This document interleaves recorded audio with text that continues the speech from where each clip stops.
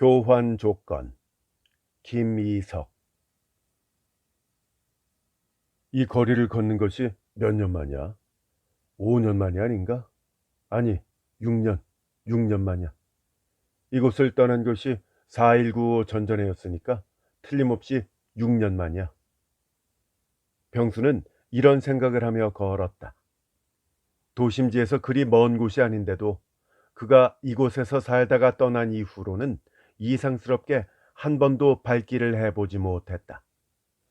그러나 거리는 옛날이나 지금이나 별로 달라진 데가 없었다. 파출소 밑에 베이커리도, 구두방도, 문방구도, 설렁탕집도, 그리고 골목 위에 우체통이 서 있는 것도 옛날 그대로였다. 큰 거리를 버리고 골목 안으로 들어서자 그때의 일도 선명하게 되살아왔다. 아침마다 약국에서 담배를 사던 일도, 영숙이와 함께 들어오다가 그 웃집인 고깃간에서 그녀가 고기를 살 때 우두커니 서 있던 일도 어제 일처럼 떠올랐다. 어두컴컴한 구멍가게도 옛날 그 모양이었다. 기역자로 꼬부라진 굴비가 가게 앞에 매달려 있는 것도, 그 밑에 두부 목판이 먼지를 뒤집어 쓰고 있는 광경도 그때나 조금도 다름이 없었다. 길가에 처마를 잇대고 있는 가게들은 모두가 먼지를 한뿍 뒤집어 쓴 채 누런 광목 차일로 강한 여름 햇볕을 가리고 있었다. 하얀 타일을 입힌 이발소 2층은 병수도 몇 번 드나든 일이 있는 당구장이다. 병수가 지금 찾아가는 초원이라는 다방은 바로 그 다음 집인 한약국 2층이었다. 병수는 다방으로 올라가려다가 문득 걸음을 멈추었다. 이발소 벽에 붙어있는 국회의원 입 후보자들의 포스터가 눈에 띄었기 때문이다. 아니, 그 대여섯 장이나 되는 포스터 속에서 자기의 중학 후배인 윤덕일이의 사진이 눈에 띄었기 때문이다. 그는 병수가 모 대학에 강사로 나갈 때 배척운동을 한 이사장의 아들이었다. 얼마 전에 미국에서 돌아와서 야당인 민중당 당수의 비서로 따라다닌다는 이야기는 듣고 있었지만 이번에 출마한 것을 알기는 처음이었다. 병수는 그의 사진에 한 번 더 눈을 두었다. 머리에 기름을 발라붙인 얼굴이 어느 호텔의 보이같이만 보이었다. 더욱이나 나비 넥타이가 그런 인상이다. 저 친구가 국회의원? 병수는 어이가 없는 듯 쓴웃음으로 얼굴을 돌리다가 불독 같은 얼굴을 보고 흠칫 놀랐다. 그것은 분명 김천득이의 사진이었다. 전에 같이 살던 아내를 첩으로 데리고 사는 병수가 잘 아는 사나이였다. 그가 이번에 건민당에서 공천을 받았다는 것은 물론 병수도 알고 있었다. 그러나 그의 출마 구역이 이곳인 줄은 몰랐다. 그는 못 볼 것을 본 듯이 얼굴을 붉히고 나서 분주히 다방으로 기어 올라갔다. 강한 햇빛 속을 걸어온 탓으로 호라는 몹시도 컴컴해 보였다. 물수건을 들고 쫓아온 레지의 얼굴도 분명히 알아볼 수 있었다. 커피 빨리 가져와요. 아니, 냉수를 먼저 좀 줘요. 이런 일 저런 일 어지러운 생각을 하고 온 때문인지 목이 말랐다. 온몸엔 땀이 후줄근히 배어 있었다. 레지는 물을 가져다 놓고는 카운터로 되돌아가서 분주히 레코드를 걸었다. 낡고 다른 음반이 찍찍거리며 소란스럽기만 한 재즈를 불러댔다. 곡은 모르지만 귀에 못이 박일 만큼 들은 곡이었다. 덥지도 않고 차지도 않은 미지근한 이름만인 냉수를 한 모금 마시고 나서 병수는 웃도리를 벗었다. 웃도리에까지 땀이 배어 있었다. 뭐 대단한 녀석을 만난다고 저고리까지 입고 나와가지고. 그는 그것을 블라인드 사이로 흘러드는 햇볕에 말을 하고 걸어두었다. 지금 몇 시나 되지? 커피를 가져온 레이지에게 물었다. 3시 좀 지났어요.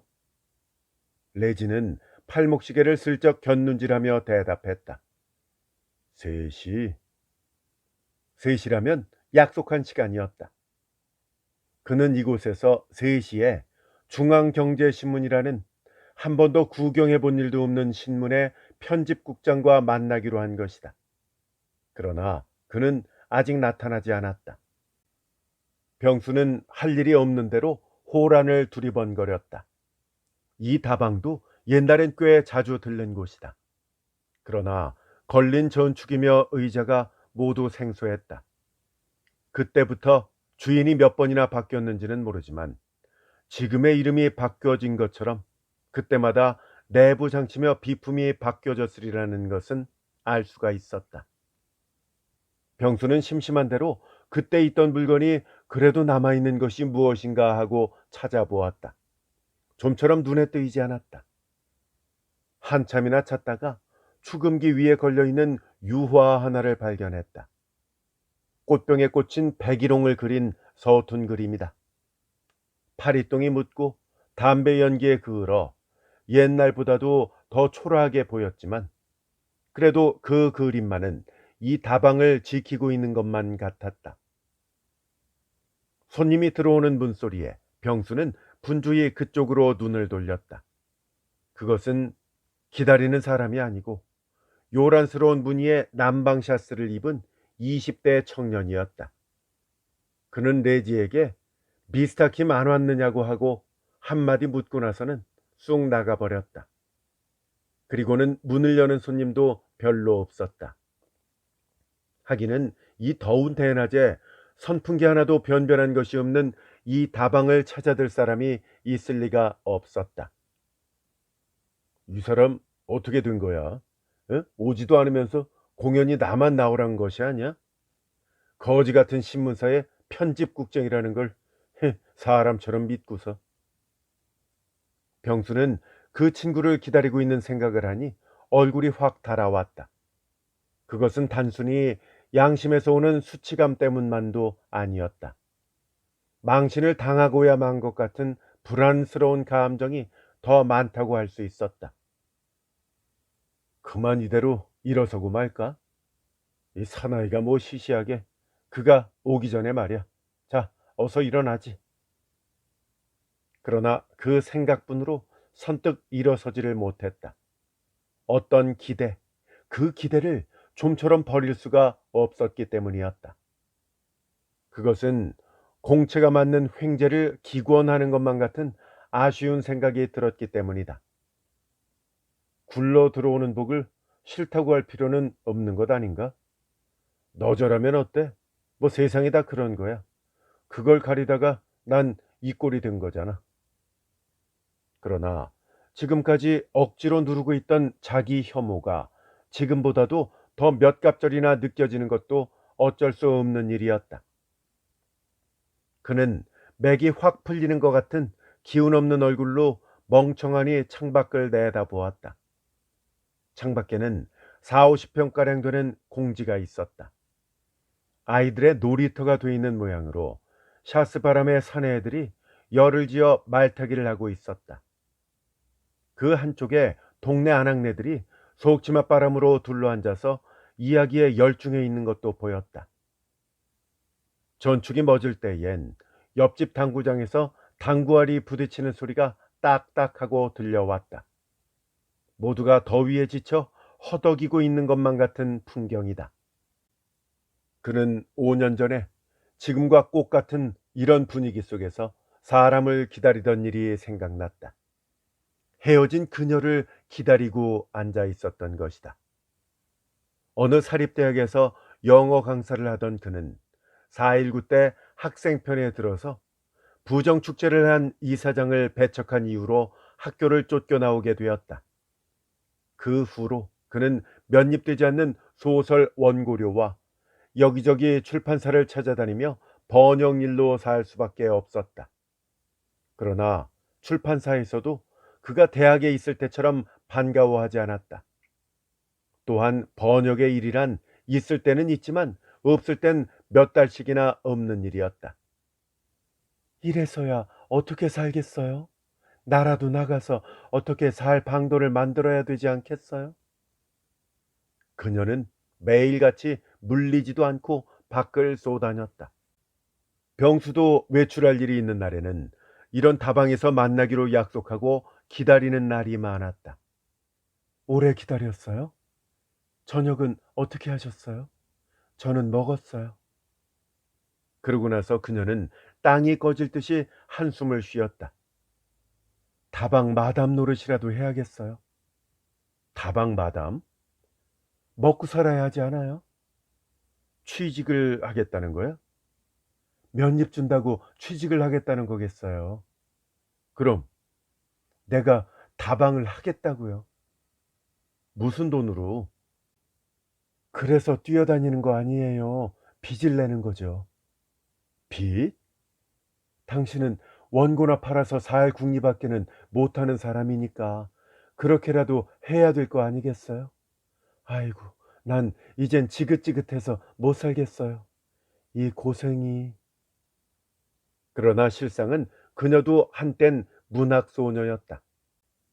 명동의 동이라는 다방은 글 쓰는 사람이 많이 모이는 다방이었다. 병수는 그 다방에서 어느 친구의 소개로 그녀를 처음 알게 된 것이다. 자네의 대단한 애독자라네. 이런 말로 소개해주는 말에 그녀는 얼굴 하나 붉히는 일 없이 전 정말 대단한 독자지요. 선생님의 작품은 하나도 빼놓은 것이 없이 다 읽었으니까요. 하고 말했다. 병수가 오히려 얼굴이 붉어질 정도였다. 그러나 그 후로 그녀와 병수는 다방에서 만나 차를 함께 마시며 문학에 대한 이야기도 하는 사이가 되었다. 어느 날 병수는 친구들과 술을 마시고 하숙으로 돌아가던 길에 우연히 그녀를 만나게 되었다. 어머, 선생님, 술 마셨어요? 술 먹은 것이 그렇게도 놀랍소? 병수는 웃으면서 반문했다. 난 선생님은 술 안 하시는 줄 알았어요. 술 먹는 사람 싫어하는가? 그런 것은 아니지만요. 근데 선생님 댁은 어딘데요? 저 자하문 밖. 어머, 어쩌면 저하고 같아요. 저도 그쪽이에요. 그거 참 잘 됐구먼요. 걸어서 자하문 언덕을 넘어가기로 합시다. 병수는 술에 얼근한 김에 이런 말을 했다. 싫어요. 왜? 무서운거려? 뭐가? 내가 무서워? 아니요. 그래요. 그럼 걸어서 언덕을 넘어가요. 바로 그때 5월 하순이라 어두운 언덕길에는 아카시아 꽃향기가 풍겼다. 병수는 그 향기에 충격이나 받은 듯이 그녀의 어깨를 끌어당겼다. 그러자 그녀는 의외로 순순히 끌려들며 이러시려고 언덕을 넘자는 것이었지요? 웃음을 담은 눈을 들어 반짝였다. 병수는 더욱 힘껏 그녀를 끌어안았다. 그러고서 얼마 후에 그들은 결혼한 것이나 다름없는 생활을 하게 된 것이다. 둘이서 모두 하숙을 하고 있던 만큼 피룬동 쪽에 방을 하나 얻어가지고 간단히 살 수가 있었기 때문이다. 그날 밤 그녀는 알 수 없게도 시르멍덩한 얼굴로 당신 이런 말 들으면 싫어질지 몰라요. 그러나 해야 할 일은 해야지요. 난 아버지가 없답니다. 너무 많아서 없는 거예요. 우리 엄마는 그런 사람이에요. 그래서 집을 나와서 하숙 생활도 하게 된 거랍니다. 그러나 난 그런 아이는 낳고 싶지 않아요. 아버지가 분명한 당신의 아이를 낳고 싶어요.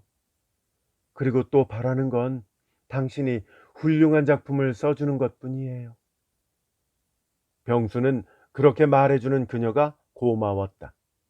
눈물이 나리만큼 고마웠다. 그는 무슨 일이 있어도 그녀를 버려서는 안 된다고 생각했다. 그러나 2년이라는 세월이 흘러서 병수가 4.19와 함께 학교를 쫓겨나오게 되자 돈이 언제 떨어진지 아세요? 난 더 견디지 못하겠어요. 이런 말을 예사롭게 하게 되었다. 낭비밖에 모르는 가정에서 자란 그녀는 경제적으로 쪼들리는 생활에서는 애정을 키워나갈 수가 없었던 모양이다. 그러나 그땐 그래도 병수에겐 그녀가 뭐라 해도 굴하지 않는 자부심이 있었다. 자기로서 해야 하는 문학이 있다는 신념이 있었기 때문이었다. 그랬던 그가 언제 어떻게 이렇게도 비굴해졌는지 자기도 알 수가 없게 너절한 사나이가 되었다. 그녀가 다방을 차려준 사나이에게 도망친 후로 몇 년 몇 달이 흐르는 동안에 어떤 것부터 이렇게 변질 작용을 했는지도 알 수 없게 달라지고 만 것이다. 저 축음기 좀 꺼요. 어? 그렇지 않아도 더워서 골치가 아픈데. 그러자 레지는 대답 대신 볼이 부은 얼굴로 전축으로 가서 껐다. 방안이 조용해지자 수치와 불안과 비굴 같은 것이 뒤섞인 감정이 한층 더 가슴에 파고들었다. 그 때문에 머리가 무거워진 때문인지 미열이 또 나기 시작했다. 하기는 그럴 시간도 되었다. 사지가 녹아내리는 것 같은 미열이 매일 이맘때면 꼭 났던 것이다. 병수는 그것을 잊어보려는 듯이 잠시 눈을 감고 있는데, 아이고, 미안합니다. 많이 기다렸죠? 병수는 무엇에 깜짝 놀란 사람처럼 눈을 떴다. 드디어 기다리던 사람이 나타난 것이다. 이 빨리 온다는 것이 어디 그렇게 돼야 말이죠. 손수건을 꺼내서 가슴팍에 땀을 씻었다. 그리고는 저 김천덕이 그 사람도 그 후 몇 번 만났습니다만 처음 생각처럼 그렇게 간단히 되지는 않겠어요. 이 대단한 놈이더군요.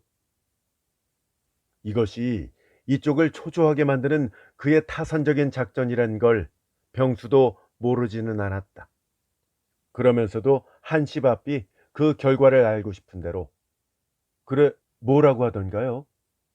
하고 궁둥이를 약간 쳐든 자세로 상체를 구부렸다.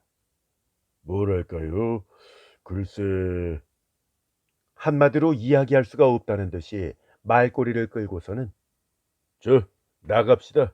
어디 좀 조용한 장소로 가서 천천히 이야기하기로 합시다.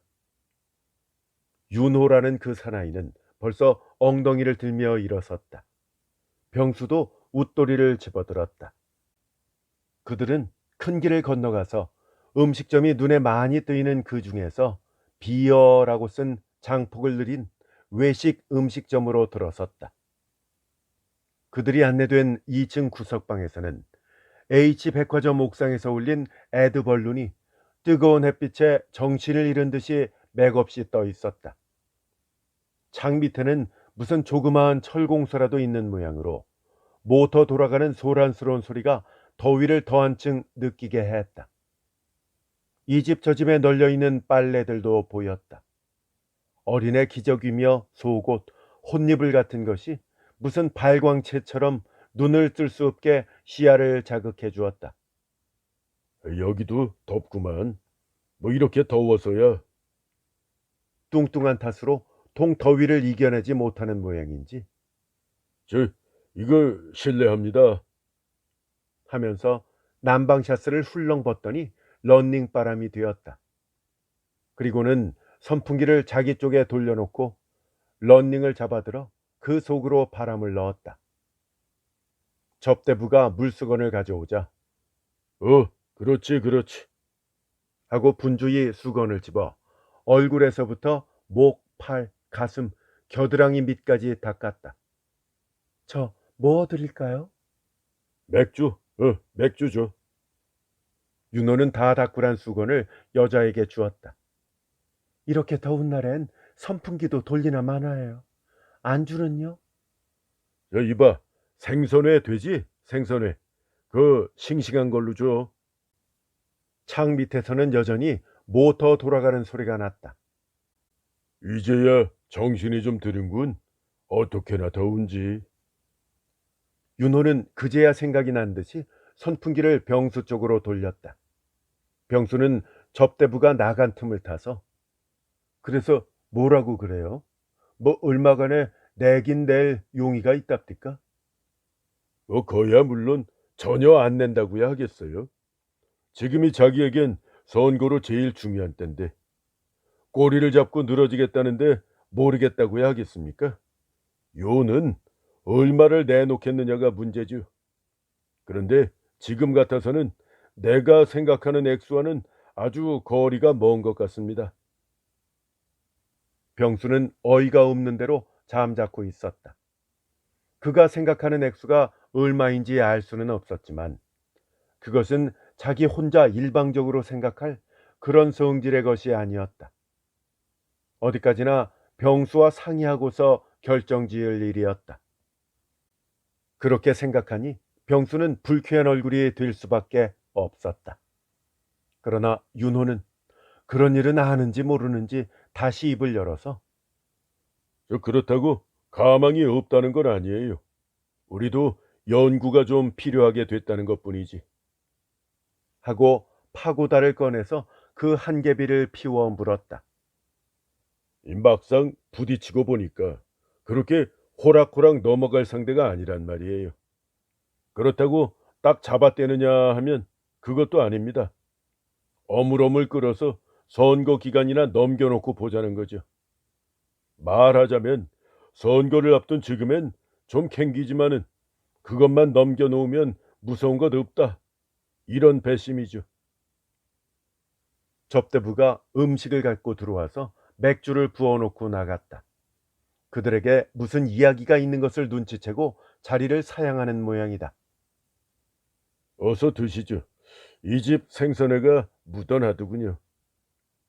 그래서 연구라면 병수는 뭐 이따위 깡패 같은 녀석에게 이런 말을 꺼내느냐는 생각도 없지 않아 있으면서도 마음이 조급해지는 대로 이야기를 재촉했다. 글쎄 말입니다. 실은 그래서 형과도 만나자는 것이었습니다. 어떻게 하면 좋을까요? 저 좋은 방법이 있으면 어서 이야기해 보시오. 병수는 어두운 표정으로 자기도 모르게 애걸하는 어조가 나왔다. 그의 몸은 쇠약할 대로 쇠약해졌다. 혈담까지 나왔다. 아무리 약이 좋은 지금이라고 해도 어딘가 조용한 곳에 가서 얼마 동안 쉬지 않으면 안 된다는 것을 알고 있었다. 그러자면 무엇보다도 돈이 필요했다. 돈만 생기면 그것으로 어디 조용한 해변가에 나가서 1, 2년 쉴 생각이었다. 아니, 그럴 여유만 생긴다면 죽을 때까지라도 혼자서 그런 평화스러운 생활을 하고 싶었다. 무엇이 자기를 이처럼 염세적인 생각을 갖게 했을까? 그러나 병수는 그런 것을 생각하는 일조차 피로했다. 모든 것이 거꾸로 흘러간다고 해도 그것은 자기가 상관할 바가 아니라는 자포자기의 마음이 준비되어 있었다. 그리하여 그런 맹목적으로 흐르는 방향도 목적도 없는 마음이 하나의 인생관처럼 되어 있었다. 이건 어디까지나 내 생각입니다만 여기서 아주 방법을 달리하는 수밖에 없다고 생각했어요.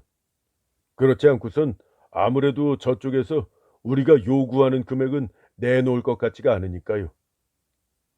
윤호는 이렇게 말하고 병수의 동정을 가만히 살폈다.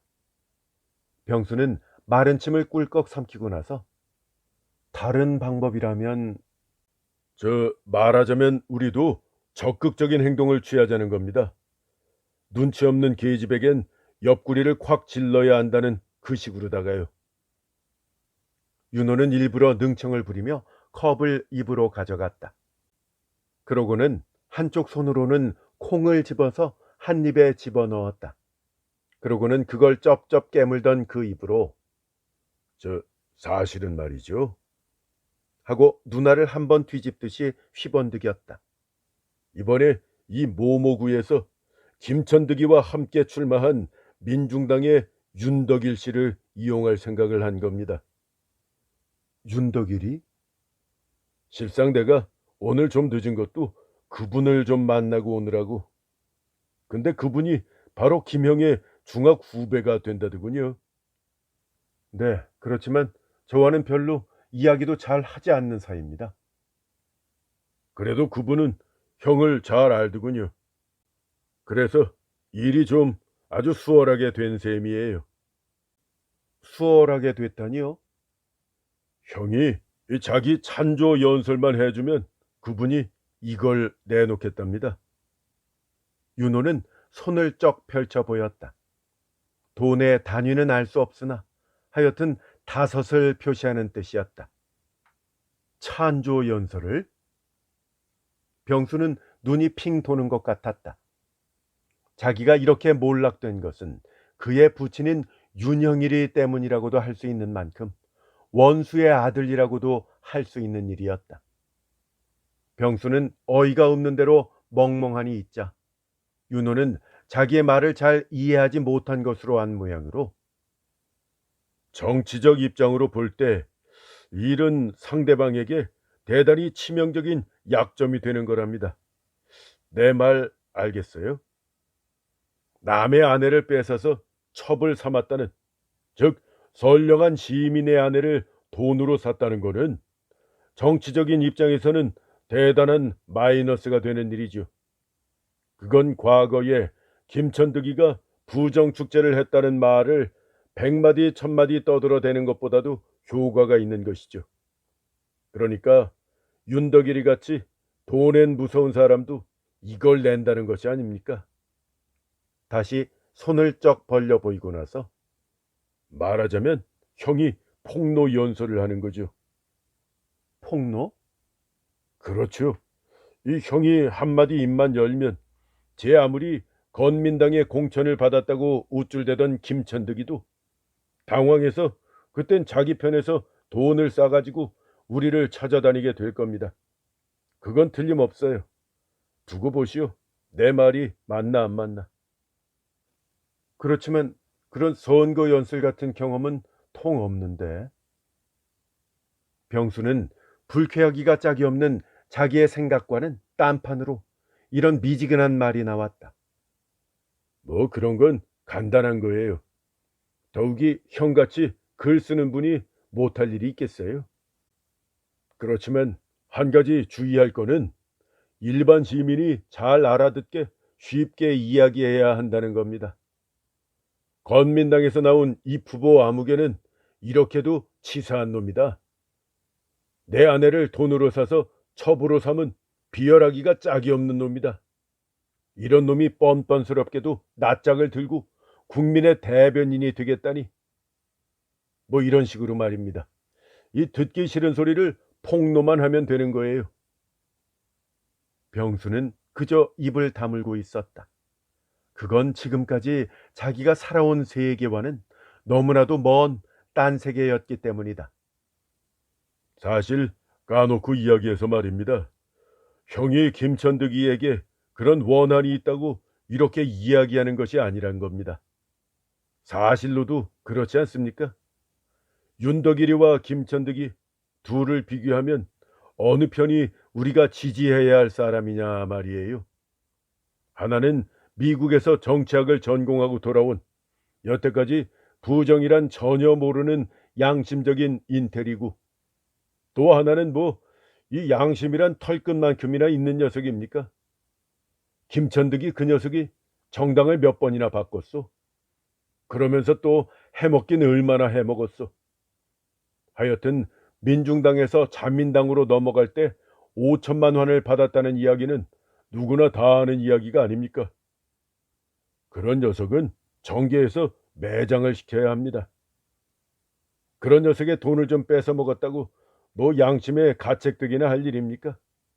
그러니 더 생각할 것 없이 오늘부터 연설 원고나 써가지고 연습이나 좀 하시오. 이미 그러기로 결정이라 된 듯이 말했다. 그러나 병수는 머리가 어지럽고 가슴이 메슥메슥한 것이 무엇을 토하고만 싶어졌다. 병수에게는 지금 열변을 토하고 있는 윤호라는 자를 만나게 된 것이 어떤 올가미 속에 빠져든 것만 같은 기분이었다. 잘 알지도 못하는 이런 자를, 굶주린 개가 남의 쓰레기통을 뒤지듯이 냄새를 맡고 다니는 이런 자를, 이전에 모 대학에서 잠깐 같이 있었다는 연고로 술집에서 만난 그자와 합석을 하게 되었다.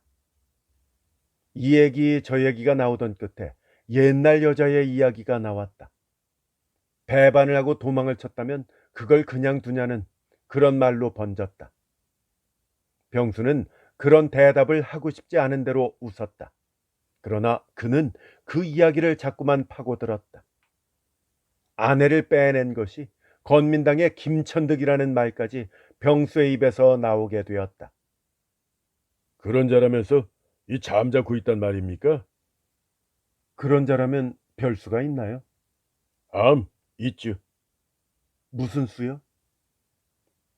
그렇게 반문했을 때부터 병수는 이미 그자에게 무슨 짓이라도 하겠다는, 말하자면 남을 등쳐먹을 수만 있다면 먹겠다는 심정을 드러내 보인 셈이나 다름없었다. 만사 나한테 맡겨두시. 이 말하자면 그 작자는 형의 아내를 빼앗은 것이 아닙니까? 그렇다면 그만한 대가를 지불해야 하는 거죠. 그러니 내가 발벗고 나서 한몫 받아들일 테니까 형은 굿이나 보다 떡이나 잡수시구려. 농담처럼 그러면서도 그런 일엔 익숙한 듯이 말했다. 그리고는 앞으로 연락할 병수의 주소를 묻고 자기의 명함을 한 장 꺼내 주었다. 중앙경제신문이라는 그런 활자가 박힌 그의 명함으로서 그가 지금 어떤 세계에서 살고 있다는 것을 병수는 어렴풋이나마 짐작할 수가 있었다. 이 사회는 그런 유령 같고 기생충 같은 고등 룸펜이 얼마나 많은가? 어디 요령껏 해보시오.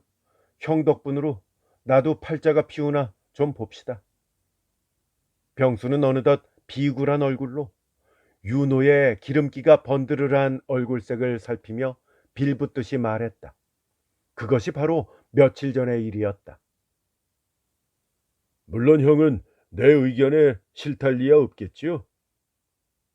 윤호의 커다란 눈이 압박하듯이 정면으로 병수를 쏘아보고 있었다. 병수는 문득 제정신으로 돌아왔다. 글쎄요. 글쎄라니요. 윤호는 분명치 않은 대답에 지금까지 흥분했던 흥도 꺼지는 듯이 놀란 눈을 했다. 아니, 이 뚱뚱한 몸으로 여태까지 땀을 흘리며 뛰어다닌 것이 누구 때문이란 말입니까? 퍼렇게 노기를 띤 얼굴이 되었다. 그건 잘 압니다. 그걸 잘 아는 분이 일을 거의 다 만들어 놓으니까 글쎄라니요. 네, 알겠어요. 병수의 머릿속에는 어느 해변에 조용한 그리고 평화로운 풍경이 떠올랐다. 그곳에서 이 더러운 속세와 손을 끊고 푸른 하늘을 쳐다보며 지나는 자기의 모습이 떠올랐다. 아니, 일이 잘만 되면 조그마한 과수원도 하나 장만하게 될지도 모른다고 생각했다. 틈틈이 쓰고 싶은 자기의 글도 쓸 수 있는 전원 생활. 윤덕일이나 김천득이 이 둘 중에서 하나가 국회의원이 될 것은 뻔한 일이다. 내가 찬조연설을 하건 말건 또한 그건 아무래도 좋은 나와 상관이 없는 일이다. 그러나 내가 입을 열어서 한마디 함으로써 내가 살 수 있는 생활을 가질 수만 있다면 구태여 싫다고 할 리도 없지 않은가? 이런 생각에 치우치면서도 병수는 분명한 대답을 못하고 어물거리고 있자 윤호는 더욱 푸락거리는 얼굴로 분명한 대답을 해줘요. 뭐 싫다든지 좋다든지. 난 억지로 권하는 건 아니니까. 대답을 재촉했다. 병수는 당황한 채 그렇게 합시다. 뭐 나도 그 길밖에 없다고 생각되니까요. 아이고, 의뢰 그렇게 말해야 될 것이 아닙니까? 생각해 볼 필요도 없는 일 갖고서. 윤호는 이제야 한숨이 나가는 모양으로 흐린 얼굴이 걷어졌다. 하여튼 일만 잘 되게 해주구려. 그건 염려 말아요. 내게 일임하고 계시면 다 잘 될 겁니다. 그러고는 병수의 잔에 맥주를 채우고 자기 잔에도 따른 뒤 자, 일이 잘 되기를 바라는 뜻에서 한 잔 듭시다. 난 형의 힘이 되고 형은 또 내 힘이 되고 이것이 바로 협동이 아닙니까? 이 협동 정신만 모두 잘 키워간다면 우리나라도 이 꼴은 되지 않을 텐데. 그리고요, 그 아까도 말씀드린 그 선거 연설 말이에요. 뭐 그럴듯한 어려운 논쟁을 벌이는 것보다 저놈은 이렇게 치사한 놈이다 하고 적을 정면으로 깎아내리는 것이 제일 효과적입니다. 뭐 그것이 유치한 것 같지만 듣는 사람에게는 효과를 주는 방법이니까요. 윤호는 그것을 다시 한 번 더 강조하고 나서 손뼉을 쳤다. 저 이봐, 맥주하고 안주 더 가져와. 둘이서 얼마나 마셨는지 알 수 없었다. 윤호는 극도로 기분이 좋은 모양으로 맥주를 갖고 들어온 접대부를 끌어안고 시시덕거렸다. 그러나 병수는 그러고 싶지 않았다. 자꾸만 머리가 빙빙 도는 것이 바람벽을 기대지 않고서는 앉아 있을 수도 없었다. 그는 혼자서 중얼거렸다. 내가 그렇게도 치사한 놈이 되다니. 절대로 그렇게 될 수는 없지 않나? 될 수 없지. 이건 술에 취한 때문이야. 머리가 이렇게 빙빙 도는 걸 보아도 분명 술에 취하기는 취했어. 그러자 그의 망막에는 저기에 찬 군중들이 마구 쏟아져 나왔다. 그 속엔 자기가 가르친 학생들도 섞여 있었다. 이 새끼야, 네가 싫다던 윤영일이에게 몇 입이나 받고 팔렸기에 그런 수작이냐? 무엇 달고 나온 녀석이 자기 계집 하나 못 건사하고 그런 넋두리가? 우릴 뭘로 보고 모여놓고서 그런 소리야? 그런 시키는 각 밟아 죽여. 빨리 끌어내려. 그러고는 무섭게 딱딱한 주먹들이 마구 여기저기서 날아들었다. 병수는 아이쿠 아이쿠 머리를 감싸쥐고 그 자리에 쿵 하고 쓰러졌다. 그는 정신없이 취하여 쓰러진 것이다.